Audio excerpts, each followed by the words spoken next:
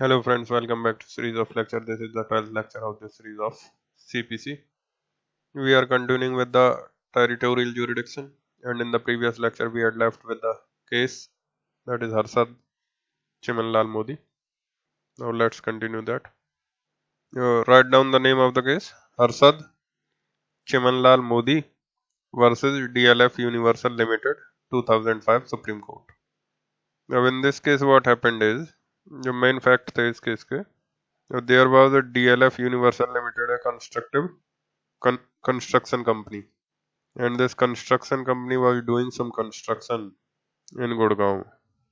In Gurgaon, they were doing some construction. Some apartment was to be constructed. अब उनका नाम मान लेते हैं हम D. D is the defendant, and the buyer, the purchaser, उसका नाम रख लो A. Now this A entered into an agreement with D, and the agreement was signed at Delhi. जो agreement हुआ था, जो कंपनी के एजेंट के थ्रू दिल्ली में हुआ था, and the agreement was that A will make some payment.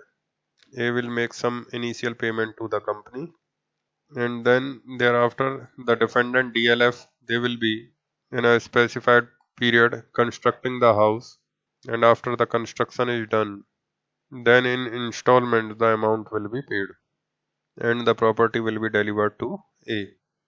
तो जैसे आम एग्रीमेंट होता है व्हेन यू परचेज फ्लैट्स वगैरह कि एक बेसिक अमाउंट ले लेते हैं और फिर उसके बाद कंस्ट्रक्शन हो जाएगा, तो जैसे जैसे कंस्ट्रक्शन बढ़ता जाएगा मैं थोड़ा थोड़ा पेमेंट देता जाऊंगा और फाइनली जब कंस्ट्रक्शन पूरा हो गया तो फिर वो अमाउंट मैं आपको एज पर द एग्रीमेंट पे करूंगा, लेकिन आपको प्रॉपर्टी मुझे डिलीवर करना पड़ेगा। अब after the construction was done, initially इन्हें कुछ अमाउंट जमा कर दिया, as per the requirements he made the payment. अब after the construction was done, the construction company refused to give the property to A, even though he was willing to pay the money. उन्होंने कुछ allegation लगाकर कि तुमने payment में कुछ default किया है, उन्होंने ए को प्रॉपर्टी देने से मना कर दिया। Is that fine? उन्होंने झूठे एलिगेशन ए पर लगाए, उन्होंने झूठा एलिगेशन लगाया ए पर कि तुमने पेमेंट नहीं किया है प्रॉपर्टी का टाइम से और इस वजह से हम आपको प्रॉपर्टी डिलीवर नहीं करेंगे। ठीक, अब A files a suit for the execution of the sale deed against D. अब इसमें दो डिफेंडेंट्स थे, एक तो कंस्ट्रक्शन कंपनी था और एक और कंपनी थी। Now A files a suit against D for the execution of the sale deed, plus जब सेल डीड एग्जीक्यूट होगा तब possession of the property. So basically it was for specific performance only. So A ने suit किया D के ऊपर for specific performance of the contract. Understood the facts? A agreed to the company, A had agreed with the company that some building, some apartment which is being constructed at Gurgaon, that has to be handed over to A by the company after the construction, and the modalities of the payment was there agreed upon. Then thereafter the company wrongly refused to give the property to A. अब A files a suit for the specific performance of the contract. अब A ने suit किया दिल्ली में और जो agreement था उनका, उसके एग्रीमेंट में there was exclusive jurisdiction clause, जो उन्होंने एग्रीमेंट आपस में साइन किया था initially, in that there was an exclusive jurisdiction clause, and the clause was that subject to the jurisdiction of the Delhi courts only. तो ये subjection clause ज़्यादातर लोग अक्सर लिखते हैं कॉन्ट्रैक्ट में। अब उस एग्रीमेंट में it was written that any dispute will be presented at the courts of Delhi only, and accordingly A files a suit at Delhi. अब जब ये सूट चल रहा था there was no objection raised by the defendant. अब जब 8 साल suit चल गया, after the continuation of the 8 years of suit, 8 साल बाद the defendant raises the objection. The defendant raises the objection that in this case, the Delhi court will not have jurisdiction. Delhi court does not have jurisdiction. Rather, the plaint shall be returned. Plaint shall be returned for the presentation in the proper court. ये proceedings शुरू होने के after 8 years, the defendant raises the objection that this court does not have jurisdiction because this court is lack of the jurisdiction. There is no jurisdiction on this court, despite the exclusive jurisdiction clause. आप समझते हैं exclusive jurisdiction clause? It means just contract में लिख दिया that this suit will be filed. If any dispute arose on this matter, the suit will be filed only in such place. कोई भी name of particular place. Now what happens is objection raise किया. Now the first question before the court was कि 8 साल बाद Order 6 Rule 17 में आप amendment of pleading allow करोगे कि नहीं? If the court held on this point, the amendment in this case shall be allowed, and there should be imposed a heavy cost upon the defendant. Defendant के ऊपर अच्छा खासा cost लगाकर उन्होंने amendment of pleadings allowed कर दिया, and now they conduct a hearing upon the point of jurisdiction. They allowed the amendment of pleadings. Allow the amendment of pleading means what? Now this objection of jurisdiction was heard by the court. The court ने objection allowed करके they amended the pleading and allowed the objection, and thereafter they conducted the hearing. Now the question before the court was कि ये suit है specific performance का. अब आपसे मेरा ये सवाल है, ए ने सूट किया डी पर स्पेसिफिक परफॉर्मेंस का, और जिसमें एग्जीक्यूशन ऑफ सेल डीड, ठीक, plus possession, and suit pertains to immovable property, and the immovable property situated at Gurgaon. अब आप बताइए कि जो jurisdiction दिल्ली का होगा या गुड़गांव का होगा? अब देखो, अगर ये पर्सनल डिसोबीडियंस का मैटर होता तो शायद आप दिल्ली की बात कर सकते थे, लेकिन it is not a case of personal obedience because the suit can be decreed and executed. Decree can be executed only by the handing over of the possession. आप याद करो प्रीवियस लेक्चर में मैंने स्पेसिफिक परफॉर्मेंस डिस्कस किया था of immovable property of contract. तो आप जब तक प्रॉपर्टी डिलीवर नहीं करोगे, the degree will not be executed, and therefore it cannot be ensured by the personal obedience. So it is a matter of 16 clause D of the CPC, and the proviso will apply or not? The proviso will not apply, and therefore the court held that the only place where the suit could have been filed was Gurgaon and not at Delhi, जबकि exclusive jurisdiction clause जो है वो कहता है दिल्ली. अब अगला सवाल है कोर्ट के पास कि क्या आप म्यूचुअल एग्रीमेंट करके किसी ऐसे कोर्ट को ज्यूरिडिक्शन दे सकते हैं जिसका टेक्निकली ज्यूरिडिक्शन बनता ही नहीं है. अब that kind of agreement is a agreement which restrained the legal proceeding and will be hit by the section 28 of the Indian Contract Act. Now you see in this, Delhi और गुड़गांव दो जगह हैं आपके पास.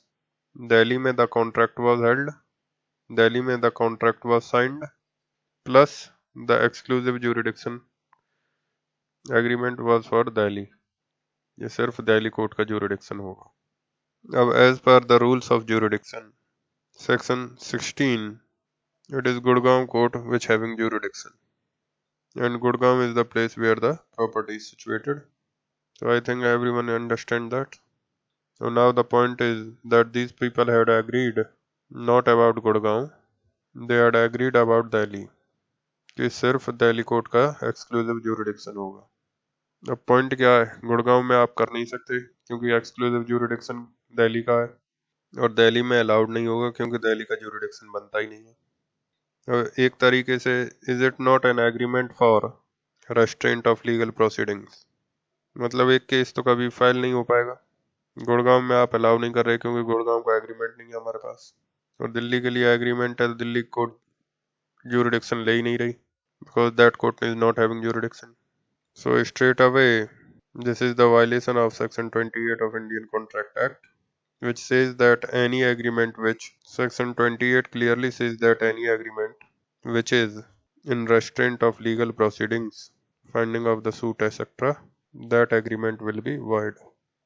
अब what will happen is, ये जो इन्होंने दिल्ली का exclusive jurisdiction किया था, that Delhi does not have jurisdiction, and therefore that this agreement, जो clause था exclusive jurisdiction का clause, that will be void.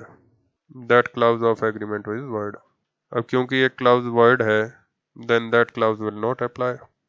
तो फिर jurisdiction किसका हो गया? किस कोर्ट का jurisdiction हो गया? गुड़गांव का. So that is the point held in this Harshad Chimanlal Modi case. तो इसमें आप थोड़ा सा लिख लो, राइट डाउन.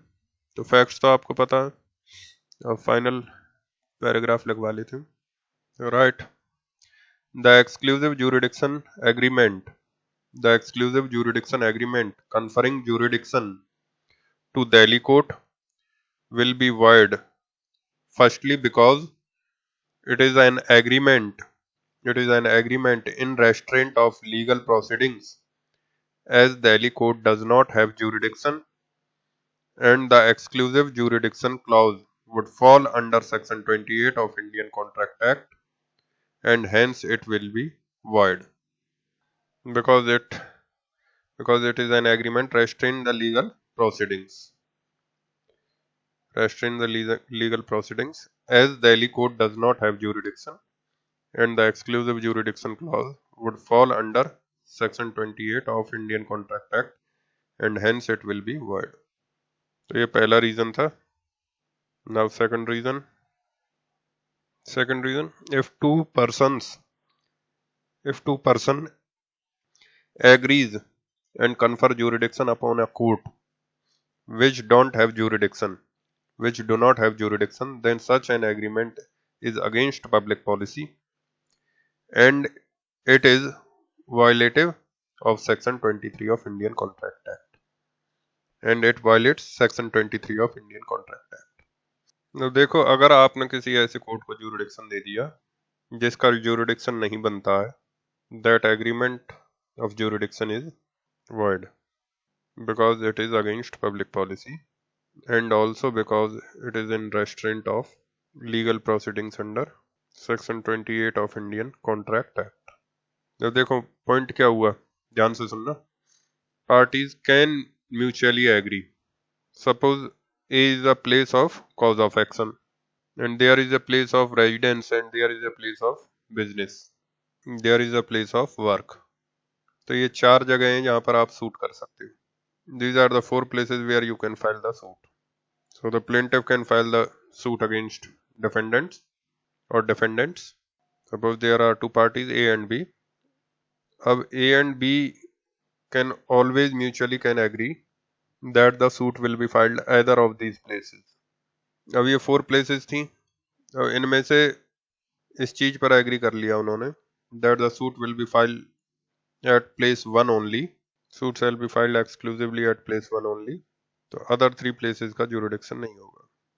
अब this is not a case of restraint of proceedings because the court one does have jurisdiction. तो अगर कोर्ट वन के पास jurisdiction है तो आप म्यूचुअल एग्रीमेंट कर jurisdiction को किसी एक कोर्ट में लिमिट कर सकते हो.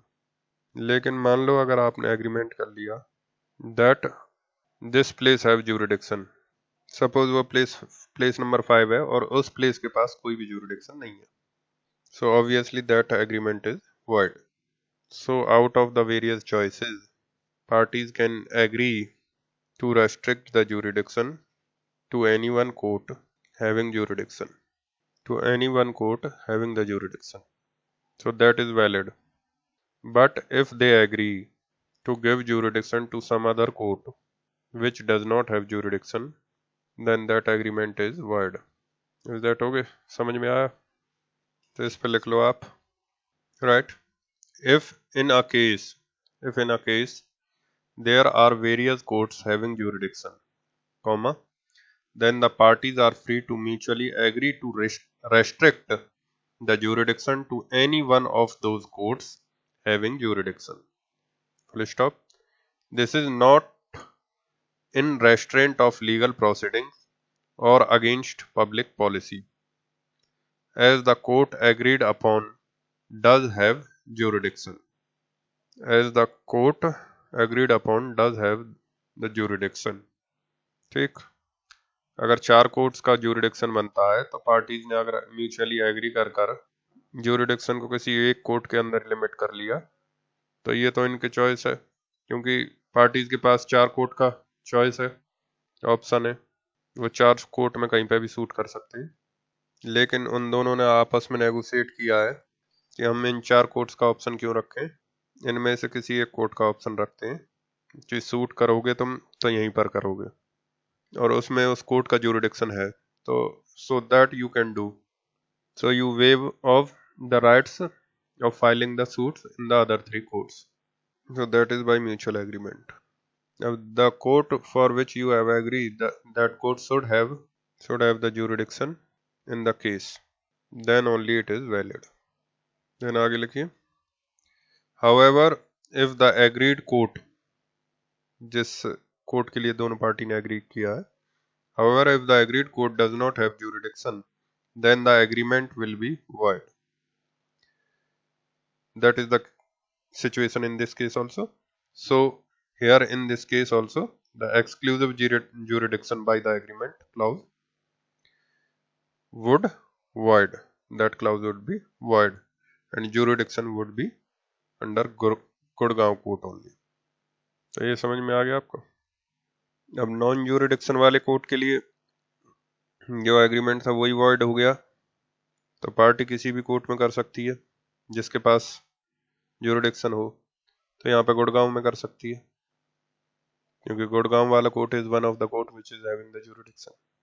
तो आपको तो यहाँ तक लिखना है बस, ये तो मैंने आपको समझाने के लिए बताया। Right, whenever a suit is filed, the suit has to be valued according to the Suit Valuation Act, and according to such valuation the court fees will be determined. According to such valuation the court fees will be determined. अब valuation कैसे होगा, that is not our discussion here, तो इस पर आप लिख लीजिए पहले पेक्यूनियरी जुरिडिक्शन का, फिर समझते हैं इसको। और तो इन पेक्यूनियरी jurisdiction, whenever a suit is filed, the suit has to be valued according to the Suit Valuation Act, and according to such valuation the court fee will be determined. Once the suit has been valued, the court which will have the pecuniary jurisdiction to try the suit will be determined. According to such valuation, the various courts form a hierarchy. Hierarchy की हिंदी क्या है, पद सोपान। The various courts having a hierarchy of courts. The various courts form a hierarchy of courts. To stop, the superior court will having a higher pecuniary jurisdiction. अब देखो यहाँ पर hierarchy देखते हैं हम, सबसे ऊपर तो आप सुप्रीम कोर्ट लिख लो, फिर उसके नीचे हाई कोर्ट, फिर उसके नीचे डिस्ट्रिक्ट कोर्ट डिस्ट्रिक्ट जज, फिर उसके नीचे सिविल जज सीनियर डिवीज़न, फिर उसके नीचे सिविल जज जूनियर डिवीज़न, फिर उसके नीचे स्मॉल काउजेज कोर्ट, और अब नीचे से ऊपर जाओ तो सबसे पहले you will have the small causes court, फिर उसके बाद सिविल जज जूनियर डिवीज़न, फिर उसके ऊपर सिविल जज senior division, then district court district जज, then high court and then supreme court. अब दिल्ली में जूनियर सीनियर का concept is not as such, वैसे सीनियर होता है, obviously there will be a one senior division, but that senior division is not as of other state, और district जज में additional district जज भी आएंगे। अब हायरार्की एक्चुअली हाई कोर्ट तक ही है, सुप्रीम कोर्ट तो एपेक्स कोर्ट हो गया। अब जो हमारा ट्रेडिशनल कॉन्सेप्ट है, तो उधर small causes court would take some specified matters, and that too up to a maximum valuation of 10,000 rupees. ये स्मॉल काउजेज कोर्ट का जो ज्यूरिडिक्शन होगा वो 10,000 या उससे कम, it will be less than और इक्वल टू 10,000 रुपीज। उससे बड़ा मैटर स्मॉल काउजेज कोर्ट्स नहीं सुनेगा। सिविल जज जूनियर डिवीजन का वैल्यू जो है दैट इज लेस देन और equal to 25,000। Civil judge senior division will try the matters from more than 25,000 and up till less than or equal to 50,000. More than 25 and up to or equal to 50,000. And district judge will try the matters more than 50,000. He will try the matters of the value above 50,000. इसकी upper limit कुछ भी नहीं है, upper limit is unlimited. 50,000 से ज़्यादा का matter होगा that will be triable by the district court और ADJ and that is up to any limit. High court का कोई लिमिट नहीं होता, high court is normally an appellate court. तो हाई कोर्ट में ओरिजिनल ज्यूरिडिक्शन में आप डायरेक्टली नहीं जाओगे, excepting some cases it will be normally be considered to the appellate court. और सुप्रीम कोर्ट में भी ऐसा कोई वैल्यूएशन नहीं है। Supreme Court also be the obviously appellate court, accepting the cases of the original jurisdiction, interstate disputes etc. लेकिन अब ये लागू नहीं होता। The jurisdiction value has been changed in different states. लेकिन जो ट्रेडिशनल कॉन्सेप्ट था वो ये था कि small causes court will try some specified matters only. So जो ट्रेडिशनली था तो वो ये था। In this each of these courts, ऊपर वाला जो कोर्ट है वो उसका सुपीरियर कोर्ट और नीचे वाला सबऑर्डिनेट कोर्ट माना जाएगा। तो इस हिसाब से स्मॉल कॉज कोर्ट का कोई सबऑर्डिनेट नहीं है और सुप्रीम कोर्ट का कोई सुपीरियर कोर्ट नहीं है। एपेक्स कोर्ट सुप्रीम कोर्ट है। अब ये ज्यूरिडिक्शन जो पेक्यूनरी ज्यूरिडिक्शन है ये अलग अलग स्टेट में चेंज हो चुका है। मैं एक बार आपको बता चुका हूँ already what is the pecuniary jurisdiction of different states. So जिस भी स्टेट का आप एग्जाम दे रहे हो उसका पेक्यूनरी ज्यूरिडिक्शन पता कर जाना। But as of now today this is the list of the pecuniary jurisdiction of different states. Chhattisgarh, Madhya Pradesh, Delhi. और दिल्ली में बताया जूनियर और सीनियर डिवीजन का कुछ ऐसा सच कॉन्सेप्ट नहीं है। So they are looking up to 3 lakhs both. Then Himachal Pradesh, Rajasthan, then Uttar Pradesh. अब इसमें एक आध सेक्शन पढ़ते हैं। Please take out section 3। Section 3. For the purposes of this code, the district court is subordinate to the high court, and every civil court of a grade inferior to that of a district court, and every court of small causes is subordinate to the high court and district court. So they are giving you to the subordination of the court. सबसे पहले the high court, supreme court को hierarchy में नहीं लाते। Obviously the supreme court is the apex court, supreme court is the supreme court, superior court, highest court. So first is highest high court, high court के नीचे district court, high court, district court के नीचे civil जज। अब it में भी senior division, फिर उसके नीचे junior division. Now you read section 6 also. Save in so far as is otherwise expressly provided, nothing herein contained shall operate to give any court jurisdiction over suits the amount or value of the subject matter of which exceeds the pecuniary limits, if any, of its ordinary jurisdiction. What does that mean? अब civil जज junior division का कितना है हमारे इस एग्जाम्पल में जो हमने देखा था, इट इज मैक्सिमम 25,000। तो क्या सिविल जज जूनियर डिवीजन कोई ऐसा सूट जो कि 30,000, 50,000, 60,000 के वैल्यूएशन का, क्या उसका ट्रायल कर सकता है? नो। उसी तरीके से सीनियर डिवीजन मैक्सिमम 50,000 कर सकता है इस एग्जाम्पल में। तो क्या सीनियर डिवीजन 60,000 1 लाख 2 लाख का ट्रायल कर सकता है? Answer is no as per this example. So as per this example answer is no. So that is what they are saying कि आपका जो पेक्यूनरी ज्यूरिडिक्शन है उसके ऊपर का आप वैल्यू का सूट ट्राई नहीं कर सकते. No court is competent to try a suit of a value more than its own pecuniary jurisdiction. So that is quite understandable. ये लिख दिया उसी में implicit है. If you read that again, save in so far as is otherwise expressly provided, nothing herein contained shall operate to give any court jurisdiction over suits the amount or value of the subject matter of which exceeds the pecuniary limits, if any, of its ordinary jurisdiction.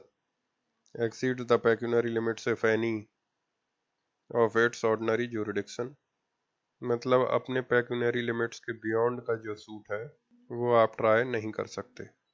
And then if you see section 15, every suit shall be instituted in the court of the lowest grade competent to try it. ठीक. अब मान लो आप एक example low. There is a suit of which valuation is say 20,000 rupees. एक suit है जिसका valuation 20,000 है. तो अब सीनियर सिविल जज junior division will try it. अब सिविल जज सीनियर डिवीजन 25,000 से ऊपर का वैल्यूएशन है, फिर भी ये सिविल जज senior division being a superior court 25,000 से नीचे के वैल्यूएशन के सूट को ट्राई जरूर कर सकता है, because it is a higher jurisdiction. तो इसलिए लोअर ज्यूरिडिक्शन को ट्राई जरूर कर सकता है. Similarly district court can also try the lower value का suits. But what they are declaring is कि उस हायरार्की में जो सबसे छोटा कोर्ट है, where the suit is triable, the suit shall be filed in that particular court. तो इसलिए 20,000 का सूट आप डिस्ट्रिक्ट कोर्ट के पास या सीनियर डिवीजन सिविल जज सीनियर डिवीजन के पास नहीं ले जाओगे. You will take it to that lowest court where it is tribal. तो इस एग्जाम्पल में वो कौन सा कोर्ट है? Junior division. So means higher court का वैल्यूएशन ज़्यादा है तो ऑटोमेटिकली बाय इम्प्लीकेशन वो उससे छोटे वैल्यू के सूट्स को भी ट्राई कर सकता है. लेकिन जो सबसे छोटा कोर्ट है, smallest court, with in which the valuation of the suit falls, that is the court of first instance and that is the court in which you filing the suit first. अब similarly here 35,000 का अगर suit है तो वो आप कहाँ file करोगे? You will file in the senior division. अगर 70,000 का सूट है तो district court. So which ever the is the lowest court which is competent to try that valuation, you will file the suit at the first instance पहली बार in that particular court. So first instance means पहली बार suit file करो, you will file the suit in that particular court. अब if you observe section 3, 6 और 15 में कहीं भी उन्होंने pecuniary jurisdiction नहीं define किया है कि what is the jurisdiction of any court, किसका कितना वैल्यू को ट्राई करने का कॉम्पिटेंट है वो डिफाइन नहीं किया है. That is fixed by the high court in consultation with the state. So state and the high court together they will fixing as to what is the pecuniary competency of the particular court. And the originally that was fixed was this: small cause court maximum 10,000, civil जज junior division maximum 25,000, senior division more than 25 to 50, district court more than 50, और high court का no limit, and supreme court also having no limitation. So that is what is called the hierarchy of the courts. Now when you talk about Delhi, suppose Delhi की बात करें तो दिल्ली में high court, district court. अब supreme court का नहीं लिख रहे हम क्योंकि supreme court is all for every state, one for all state. So high court, district court, then civil judges. So this kind of classification is there in Delhi. A civil judge can try the suit a maximum of less than or equal to how much? 3 lakh. It is up to 3 lakh. And district judge can try the suits more than 3 lakhs and up to 2 crores. मैंने आपको बताया ऐसा कोई concept senior junior का दिल्ली में है नहीं. So senior also is up to 3 lakh only. So ADJ और डिस्ट्रिक्ट जज सेम है, तो district court 3 lakhs to 2 crores और हाई कोर्ट 2 करोड़ से ऊपर का जो भी वैल्यूएशन का सूट होगा वो डायरेक्टली जाएगा हाई कोर्ट में. सो दिल्ली हाई कोर्ट में भी ओरिजिनल ज्यूरिडिक्शन में सूट फाइल किया जाएगा अगर उसकी वैल्यू 2 करोड़ से ऊपर की है. तो इसको बढ़ाकर किया गया है 2 crore. Earlier it was 20 lakh, earlier it was up to 20 lakh.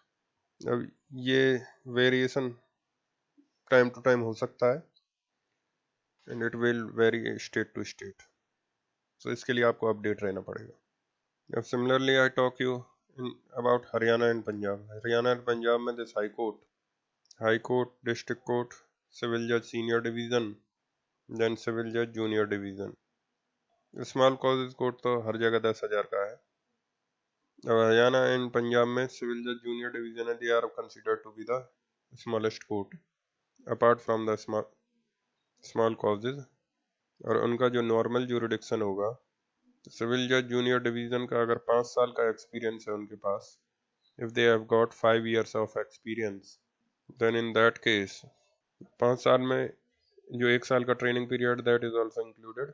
सो 1 साल का ट्रेनिंग और 4 साल और 1 + 4, तो इतना अगर एक्सपीरियंस है आपके पास, then you can try the suits up to a maximum of 10 lakh. Then you can try a suit up to the maximum of 10 lakh. लेकिन इट इज 5 years से मोर वाला एक्सपीरियंस वाले तो गड़बड़ है थोड़ा. इसको दोबारा देखते हैं, सी इट वंस अगेन. देखो अदरवाइज तो हरियाणा में क्या था पहले, अदरवाइज हरियाणा में सिविल जज जूनियर डिवीजन के पास 5 लाख का ज्यूरिडिक्शन था मैक्सिमम, और इनिशियल 2 साल का एक्सपीरियंस था जिनके पास मैक्सिमम 2 लाख का मैटर जाता था. सिविल जज सीनियर डिवीजन के पास अनलिमिटेड ज्यूरिडिक्शन था.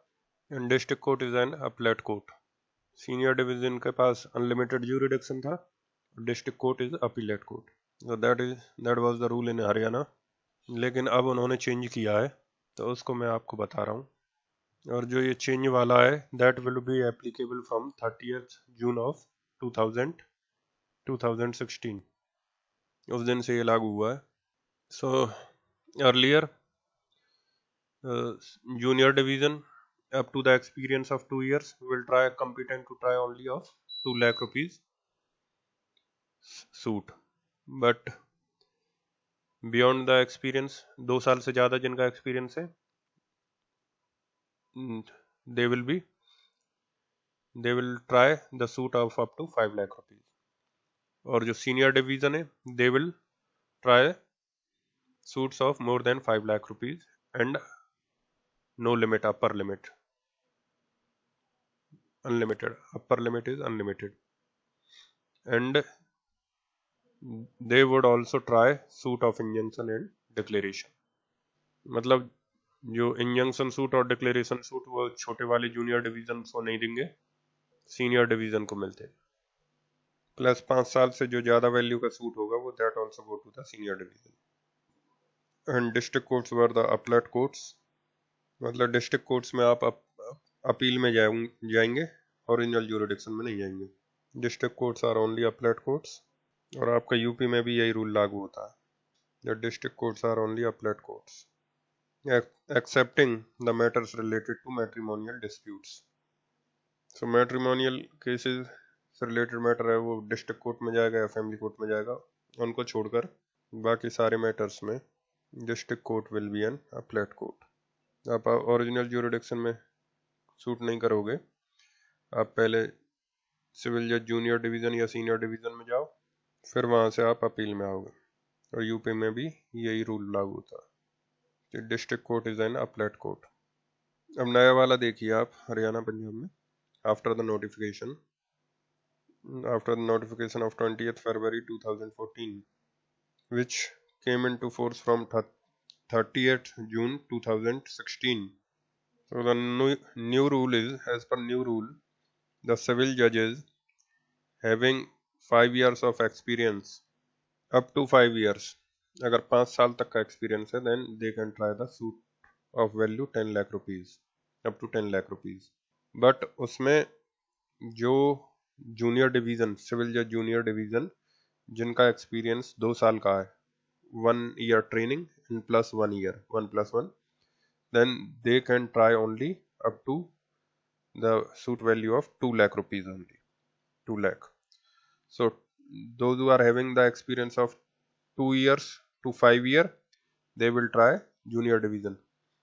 Civil judge junior division having experience 2 years to 5 year, they will try suit of value 10 lakh up to 10 lakh. And civil judge junior division who are having experience more than 5 years, they can try suit of any value. They can try suit of any value, those who are having experience of more than 5 years. And civil judge senior division can also try the suit of any value. They can also try any value suit. And injunction and declaration के suit भी इनके पास ही जाएंगे senior division. UP में junior division के पास 5 लाख तक का jurisdiction है। उसके बाद सीनियर डिवीजन के पास अनलिमिटेड वैल्यू है। And district courts are the courts of appellate jurisdiction. District courts are appellate courts excepting the family matters. Junior division का पहले 25,000 था, लेकिन अभी अप टू 5 लाख है। तो अर्लियर 25,000 से ऊपर सिविल जज देखता था up to any limit, but ये बढ़ के अब 5 लाख हो गए। उत्तराखंड में आप चेक कर लेना, वैसे सेम होगा यूपी में और उत्तराखंड में। अब one more last point I want to tell you in the pecuniary jurisdiction. Suppose this is the high court, then district court, civil judge senior division, civil judge junior division and court of small causes. अब मान लो एक suit आपने file किया यहाँ पर directly, क्योंकि उसका valuation civil जज जूनियर डिवीजन के अंदर आता है। अब सपोज हरियाणा की बात करें और एक सूट है that is of valuation of 1 lakh rupees, तो आप कहाँ जाओगे सबसे पहले? सिविल जज जूनियर डिवीजन। तो आपने यहाँ पर फाइल किया, तो this court will be called the court of first instance, या इसी कोर्ट को आप कोर्ट ऑफ ओरिजिनल ज्यूरिडिक्शन भी बोलते हैं। मतलब जिसके पास आप पहली बार ओरिजिनली जा सकते हो, that court will be called the original jurisdiction court. And since you went to the civil जज जूनियर डिवीजन, क्योंकि 1 लाख का मैटर था और it is in suppose in Haryana, तो हरियाणा में सिविल जज जूनियर डिवीजन के पास 1 लाख का मैटर जाएगा। So it is court of first instance, और you will also call it court of original jurisdiction. अब यहाँ से जब केस डिसाइड हो गया, once the case is decided, normally you will go to the district court in appeal. बहुत सारे cases के सीनियर सिविल जज सीनियर डिवीजन के पास भी अपील करते हैं, लेकिन I am talking about the district court. अब डिस्ट्रिक्ट कोर्ट का यहाँ पर क्या ज्यूरिडिक्शन होगा? आप ओरिजिनल ज्यूरिडिक्शन में तो नहीं गए इसके पास इस एग्जाम्पल में, सो it will be called an court of appellate jurisdiction.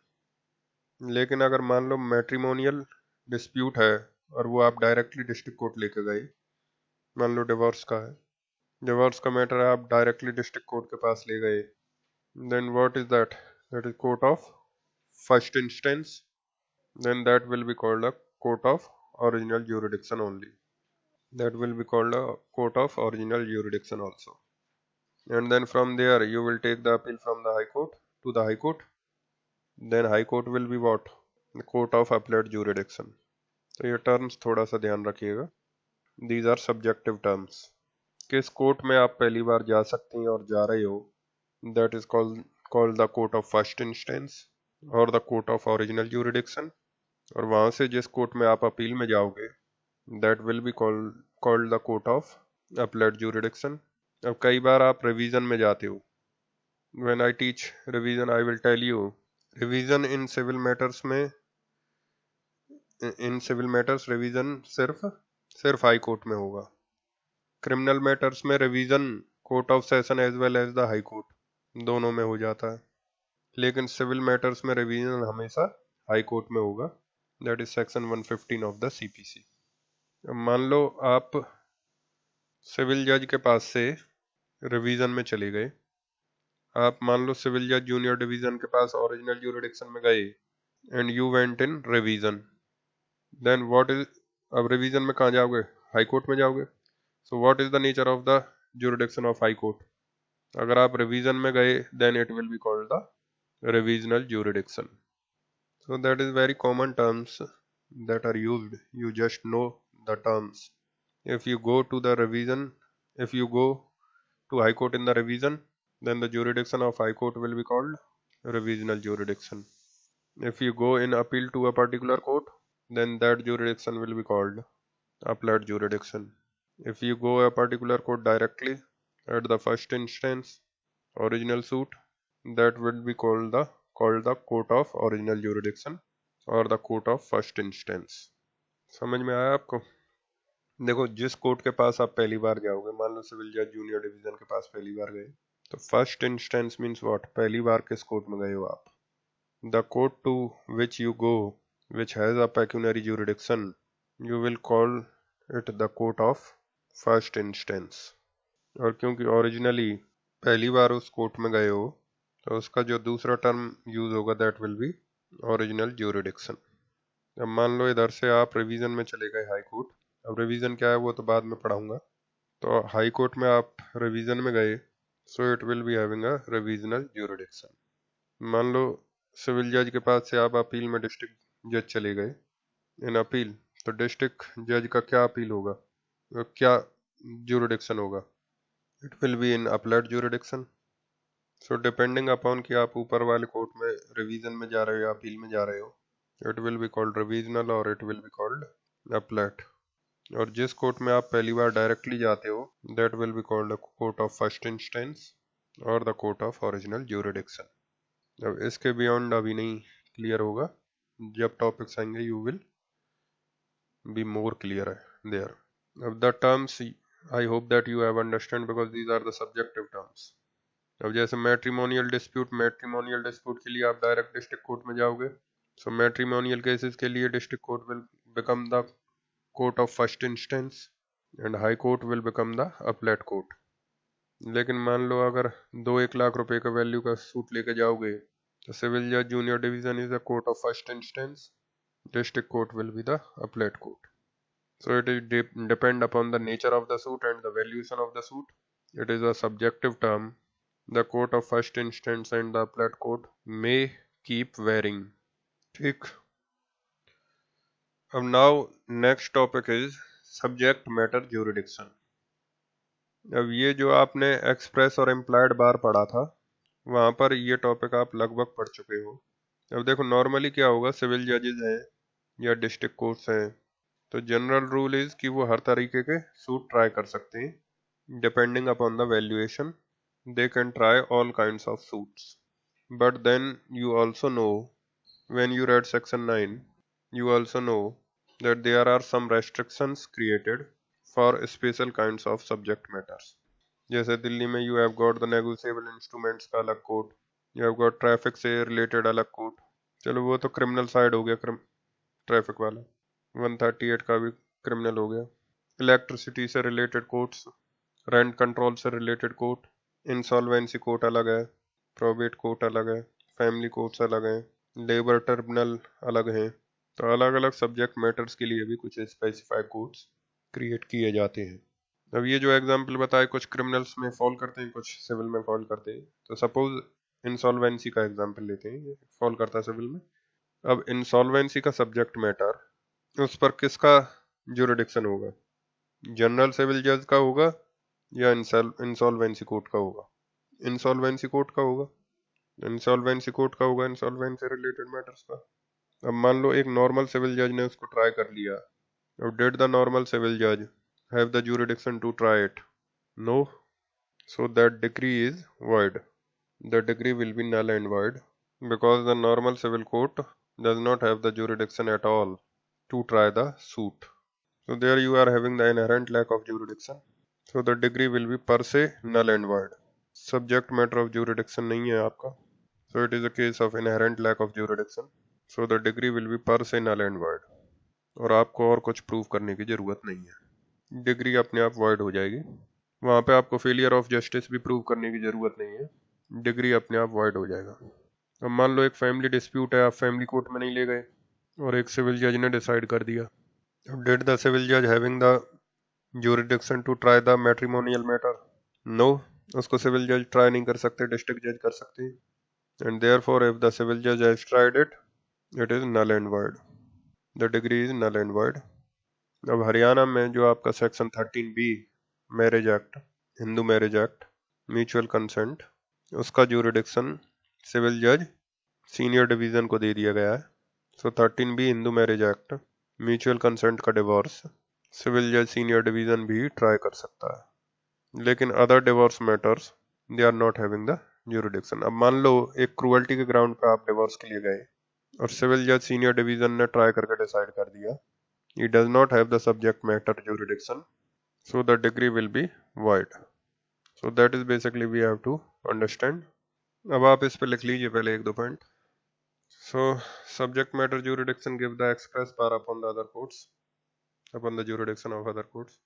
So right, generally a civil court will have jurisdiction upon all kinds of suits, but there may be some special laws which may prescribe that on a particular kind of suit, only a particular court will have jurisdiction. There are some special laws which prescribe that on a particular kind of suit only a particular court will have jurisdiction. On those suits only such courts will have jurisdiction, and the other civil courts will be said not to be having jurisdiction upon such subject matters. For example, rent controller 3,500 तक का matter in Delhi. Then insolvency courts, you can talk about labor tribunals, or that is labor court or labor tribunal. Then you also talk about income tax tribunal. Then probate courts, MCD courts, Municipal Corporation of Delhi, MCD courts in context of Delhi, family courts, etc. So these are some civil courts which are having special courts on a particular subject matter. इसी तरीके से criminal में भी होती हैं, 138 है, electricity है, SC/ST act है, पॉक्सो कोर्ट है, traffic court, and so forth. But here we are talking about the civil courts only. Now you see what we have to understand is, जैसे मैंने एक्सप्रेस बार के समय बताया था, there are certain kinds of suits in which upon which the jurisdiction of a particular court has been declared under some special laws. So upon those subject matter, those suits of those subject matters will be heard by only those courts. The other civil courts do not have the jurisdiction upon those subject matter, and therefore other civil courts, if the other civil courts try those matters, then you will say that the court did not have subject matter. Similarly, suppose a rent controller tries a family matter. The rent controller did not have the subject matter. Or suppose a family court tries a property dispute. Then the family court does not have the subject matter jurisdiction. So either ways, these courts does not try the other matters, and the other civil courts cannot try these matters. And if they do, then it will be said that that is a lack of subject matter jurisdiction. And whenever there is a lack of subject matter jurisdiction, अगर subject matter jurisdiction आपके पास नहीं है, then it is said to be inherent lack of jurisdiction. Inherent lack of jurisdiction मतलब आप उस subject matter को try कर ही नहीं सकते थे. So inherent lack of jurisdiction is different from pecuniary and territorial jurisdiction. अगर आपके पास pecuniary jurisdiction नहीं है या territorial jurisdiction नहीं है, then that is not a case of inherent lack of jurisdiction, and that is an administrative matter, more of an administrative matter. लेकिन subject matter jurisdiction नहीं है, then that is an inherent lack of jurisdiction, and the degree will be void ab initio. void ab initio। तो इसको भी लिख लीजिए आप, right. if a court not having jurisdiction upon the subject matter tries the suit pertaining to that subject matter, then it will be said that it was a case of inherent lack of jurisdiction. That is, the court did not have the very competency to try the suit. The court did not have the very competency to try the suit, and the decree passed will be per se a void decree. And the decree passed will be per se a void decree. Then next paragraph. This is different from a lack of pecuniary and territorial jurisdiction.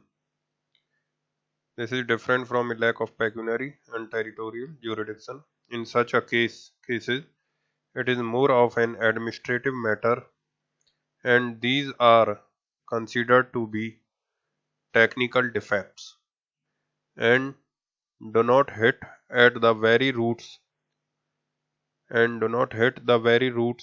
of the competency of the court, and therefore in the cases of lack of pecuniary and territorial jurisdiction the decree will not be per se void। मतलब अगर court के पास territorial jurisdiction नहीं था या फिर pecuniary jurisdiction नहीं था, territorial या पेक्यूनरी ज्यूरिडिक्शन नहीं था, अब पेक्यूनरी और टेरिटोरियल डिवीजन हमने क्यों किए? अब हर सूट हर कोर्ट तो ट्राई नहीं कर सकता। So there has to be some bifurcation, some division of the jurisdiction, so on that basis as to which court shall try what, उसके लिए हमने टेक्निकली एक डिस्ट्रीब्यूशन कर दिया that this should be the court which try the suit of higher value and a particular court will try the suits pertaining to its own territorial jurisdiction. So that is more of an administrative distribution of suits. That is more of an administrative distribution of suits as to who will try what. And that is administrative distribution of suits. जबकि when you talk about subject matter means that particular nature of suit को वो court try कर सकता है या नहीं। Subject matter is not an administrative distribution. Subject matter is basically what can you do. अब मान लो आपके कॉलेज में या इंस्टीट्यूशंस में कोई प्रोफेसर्स हैं, they are taking the different subject, तो they are having the subject matter, कोई आईपीसी लेगा, सीपीसी लेगा, कॉन्ट्रैक्ट लेगा, but that is the subject matter, तो वो पर्टिकुलर प्रोफेसर पढ़ाएगा आपको।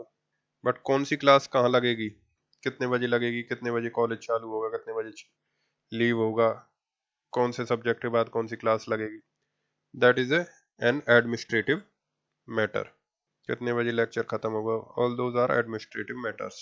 सो they are not related to the inherent competency to teach that subject. अब कोई क्लास सुबह फर्स्ट क्लास होगी सीपीसी की या आईपीसी की, that is an administrative matter, may be IPC की क्लास लास्ट हो, एंड सो फोर्थ। कोई प्रोफेसर लीव पर होगा तो दूसरा प्रोफेसर पढ़ाने आए, बट वो अपने सब्जेक्ट को पढ़ाएगा, मे बी एडजस्ट करे किसको, लेक्चर को, उसकी जगह दूसरे दिन कोई और ले। So again that is an administrative matter. लेकिन क्या सब्जेक्ट एक पर्टिकुलर प्रोफेसर पढ़ा सकता है, वो उनका इनहेरेंट कॉम्पिटेंसी है। तो एक प्रोफेसर आईपीसी के लिए अपॉइंटेड है, सीपीसी के लिए अपॉइंटेड, सीआरपीसी के लिए अपॉइंटेड है, सेम प्रोफेसर है, तो that is inherent competency of that professor. अगर एक पर्टिकुलर सब्जेक्ट के लिए एक प्रोफेसर अपॉइंटेड है, then that is inherent competency of that professor limited to that subject only. So in that ways, subject matter of a suit is basically related to the basic competency of the court to try that particular kind of suit or not. So that is not an administrative distribution, and therefore if there is a lack of subject matter, then the decree will be void per se, क्योंकि आप वो subject matter try कर ही नहीं सकते थे। तो जो काम आप कर ही नहीं सकते थे वो अगर आपने किया तो डिग्री विल बी void। लेकिन जहाँ तक टेरिटोरियल और पेक्यूनरी का सवाल है, आप कर सकते थे, लेकिन फिर भी टेक्निकल रीजन से, एडमिनिस्ट्रेटिव रीजन से आपको कहा गया है कि आप नहीं करो, कोई और कोर्ट करेगा. So that is not related to the inherent competency to try, and therefore in these cases, if the degree is passed, degree is not void per se, not void per se. Rather, certain things has to be examined. Whether there is, for example, whether there is failure of justice or not, whether the party has in proper time raised the objection or not. So all that will fall under section 21. So a degree which is passed due to the lack of territorial or pecuniary jurisdiction, this degree will be void only if the conditions of section 21 are fulfilled, and that is called a technical defect. So per se the degree will not be void. मान लो lack of territorial या pecuniary jurisdiction के बाद भी court ने try किया, लेकिन जो defendant है उसके साथ फेलियर ऑफ जस्टिस नहीं हुआ. So the degree is not void. So there has to be some conditions fulfilled. Only then the degree will be void. लेकिन whereas subject matter jurisdiction अगर नहीं है, then the degree is void per se. For example, income tax tribunal उसने divorce petition entertain कर दिया और divorce degree पास कर दी. So income tax tribunal is not at all competent to hear the divorce matters. And if they have done that, then the degree will be void per se. So that is the difference between the two. अब ये जो lack of territorial और पेक्यूनियरी jurisdiction है, इसको एक और बार discuss करूंगा जब when I come to topic decree, order and decree. वहाँ पे there is a small topic to be discussed, there this will come back, लेकिन उसका सब्सटेंस मैं यहाँ पर बता रहा हूँ. If the decree was passed due to the lack of territorial and pecuniary jurisdiction, then this will called a irregular decree. It will also called a illegal decree. If such a decree will not be void per se, unless the conditions are fulfilled, unless the conditions of 21 are fulfilled. लेकिन आपका जो lack of subject matter jurisdiction है, the lack of subject matter jurisdiction, the decree is per se void. अब इस पे एक सवाल I will discuss in later on. Right now it would be too complicated. Order decree जब पढ़ाऊंगा जब, then I will discuss कि जो आपका सब्जेक्ट मैटर जुरिडिक्शन है, lack of subject matter jurisdiction, वैसी डिक्री अगर पास हुई है तो can the executing court execute the decree or refuse to execute the decree. And similarly, the irregular decree due to lack of pecuniary or territorial jurisdiction, can the executing court refuse to execute that decree? So this question I am not discussing right now. This will be discussed when I talk about order and decree. Is that fine? इस पे एक दो case laws भी हैं जिसको हम discuss करेंगे there at that time. So by this we get over with subject matter, pecuniary, and also the territorial jurisdiction. Then next we have to move into the defects of the jurisdiction. Defects in jurisdiction. So that we would continue in the next lecture. That's it for this lecture. Thank you.